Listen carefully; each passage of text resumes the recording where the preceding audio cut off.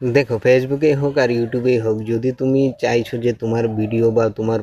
Post, যে কোনো post যদি ভাইরাল হবে বলে তুমি আশা করেছো, তাহলে সবার আগে না তোমার নিজের লোক যারা রয়েছে, তোমার ফ্রেন্ড রিকোয়েস্ট পাঠিয়ে তোমার সাথে এড হয়ে আছে যারা নিজের লোক, যারা তোমাকে চিনে, তাদেরকে সবার আগে তুমি আনফ্রেন্ড করে দাও। এই এদের জন্যই তোমার হচ্ছে না, কারণ এরা তোমার পোস্ট পেয়েও কোনো দিন তোমাকে লাইক করবে না, তোমার ভিডিওতে কমেন্ট করবে না, তোমার পোস্টে লাইক করবে না, কিছুই করবে না। উল্টা তো ওখানে কিছু না বলে তোমার ভিডিওই হোক বা ফটোই হোক, তো এটা দেখবে তোমার মোবাইলে, আবার ওদের মোবাইলে কিছু কমেন্ট করবে না, কমেন্ট করবে অন্য লোকের সাথে। ফটোতে কমেন্ট করবে না, কমেন্ট অন্য লোকের সাথে করবে যে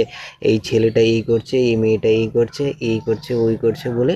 ওই সবার সাথে মানে অন্যখানে করবে। আর ওই কমেন্টটাই নিজের মনের যেটা আছে, তোমার প্রতি যদি রাগ আছে রাগ, তোমার প্রতি হিংসা আছে হিংসা, ভালোবাসা আছে ভালোবাসা,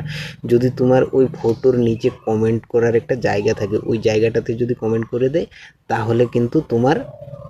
কি বলে,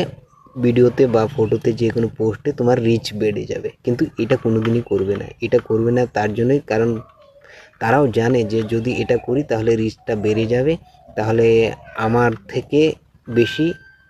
মানে তার কিছু একটা হয়ে যাবে, সেই জন্য ওকে না করাটাই ভালো। তোমার কমেন্টটা হবে কোনো চায়ের দোকানে বসে, কোনো পাড়ার 4-5 জন একসাথে বসে, আর ধরো না যেখানে মানে তোমাকে নিয়ে একটু ঠাট্টা করা যাবে সেখানেই তোমার কমেন্ট হবে। কিন্তু তোমার ওই পোস্টের নিচে যে কমেন্টের সেকশনটা আছে, ওখানে আর কোনো দিন তোমার তোমাকে নিয়ে কোনো কমেন্ট হবে না। কমেন্ট হবে শুধু অন্যের সামনে বসে, অন্যের মানে যার সামনে বসে তোমাকে একটু মানে